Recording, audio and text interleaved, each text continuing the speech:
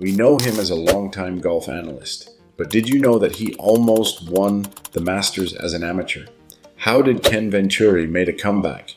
From a career nearly cut short by illness to becoming a celebrated champion, Venturi's journey is a testament to resilience and determination. This will be nostalgic. Our team dug deep into Golf Digest, Sports Illustrated Golf, and ESPN. You'll be shocked by what we found. Now, who is Ken Venturi? Venturi honed his golfing skills at the public Harding Park Golf Course and others in the Bay Area after learning the game at a young age. He was born in San Francisco, California.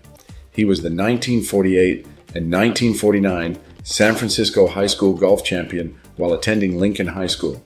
From 1951 through 1953, Venturi competed for the San Jose State University Spartans on the golf course.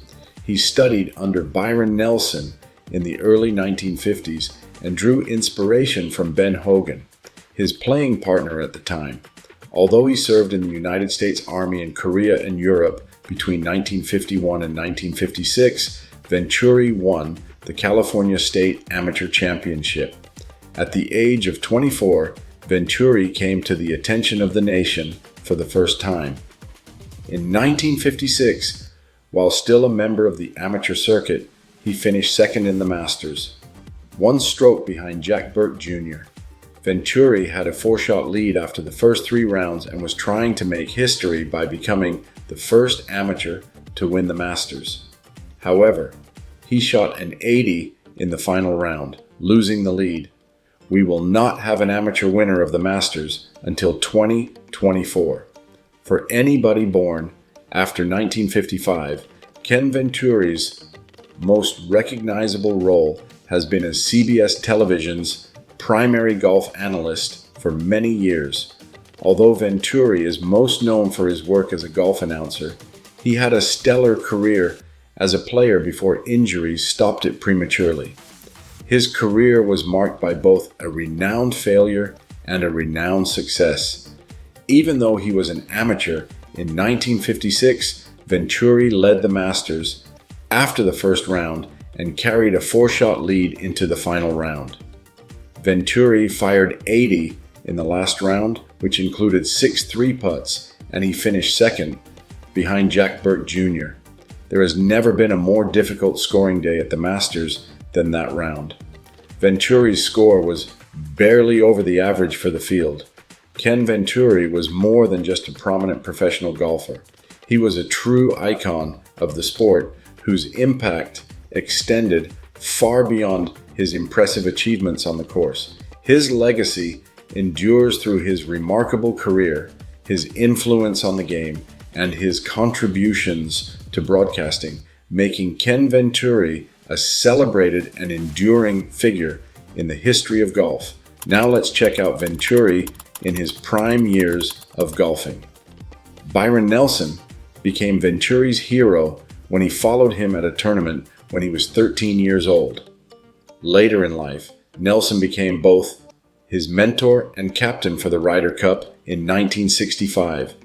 In 1951 and 1956, Venturi was crowned California State Amateur. Following his scare at the 1956 Masters, he finished 8th at the US Open. After becoming pro at the tail end of 1956, he finished 4th in 1958 and 2nd in 1960 at the Masters, both times coming close to missing the cut. While Venturi was not the champion of the Masters that year, he did lead the PGA Tour with 4 victories. His winning streak from 1957-1960 averaged at least thrice yearly. However, he was out for 3 years after an automobile accident in 1961. In 1964, he added 3 additional victories to his tally, one of which being the US Open. Unfortunately, Venturi had developed carpal tunnel syndrome in both of her wrists by this point. After surgery, his condition improved and he won again in 1966, but after the 1964 season, at the age of 33, Venturi's career was all but ended. A decline in Venturi's swing and career followed his 1961 car accident, in which he sustained minor injuries, the 11th until 1964, when he started playing well again for reasons not even Venturi could understand. He was in a slump. Looking back at the most dramatic and greatest comeback in the history of golf, the golfer Ken Venturi was within striking distance of winning the USGA Open Championship, his career's pinnacle event, at a little before 6:30 on a hot June Saturday afternoon last year. Even though this was the pinnacle of his life's journey, he was completely spent. Even though he had already played 35 holes of golf that day in the scorching Potomac Valley heat, he was both emotionally and physically drained from the experience of beating himself. With his eyes lowered and his feet as still as rocks, he walked down the 18th fairway of the Congressional Country Club in Washington, D.C., accompanied by USGA official Joseph C. Day Jr. "Set your chin up, Ken," Day whispered gently. "You're a champion now." Venturi, who has been a professional golfer for 8 years, was suddenly self-aware and took off the white linen cap that had been his signature outfit. He looked up at the clubhouse, sitting on the hill above the green and the scoreboard that extended beyond it. The soaring applause of the gallery that lined the fairway, 6 deep on either side, could just be made out, as if through a curtain of cotton. Ken Venturi returned after over 3 years of shame and loss, and he did it in a very dramatic environment. Not only did Ken Venturi's comeback in 1964 be the most dramatic event in sports history, but he was also named Sportsman of the Year by the editors of Sports Illustrated. He is chosen because this is a story of a humble man who refused to give up no matter how bad things got. This is the tale of a proud guy who, at one point, had to beg just to play in tournaments where he had previously been asked to do so, a man whose best friend had once advised him to study humility at home. Along with the assistance of a priest, the protagonist, a man named Paul, came to believe in God, and more specifically, in himself. Ken Venturi's remarkable comeback at the 1964 US Open is a testament to the resilience and fortitude that define great champions. After enduring the excruciating challenge of playing through sweltering heat and oppressive conditions, Venturi demonstrated an extraordinary blend of skill, strategy, and mental toughness. 12 days following his induction into the Hall of Fame, the longtime golf expert passes away. Ken Venturi, who won the 1964 US Open while suffering from dehydration and who was a broadcaster for CBS Sports for 35 years, passed away on Friday afternoon. In years, he had lived to 82.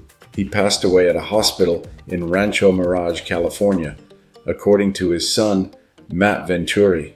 For the past 2 months, Venturi had been in the hospital due to infections in his spine, lungs, and intestines, which he was unable to overcome. In the 12 days following his induction into the World Golf Hall of Fame, Venturi passed away. The induction was out of his reach, following an impassioned tribute by Jim Nantz, who had the honor of working alongside Venturi at CBS. His sons Tim and Matt accepted his acceptance speech. When Dad did receive the election into the Hall of Fame, he had a twinkle in his eye, and that twinkle is there every day, Tim Venturi told reporters that evening. The essence of Venturi was triumphing against adversity. Even though he struggled greatly with stuttering as a kid, he eventually became a well-known voice in golf broadcasting. He worked for CBS for 35 years. Starting in 1968, he was named Sportsman of the Year by Sports Illustrated in 1964, with his final victory coming in 1966 at Harding Park's Lucky International. Where it all began, Venturi went on to win 3 more races. He eventually had to resign due to the onset of carpal tunnel syndrome in his hands. After that, he became CBS Sports' principal analyst and spent the next 35 years filling people's living rooms with his voice. Ken Venturi's legacy is one of resilience, skill, and a deep love for the game of golf.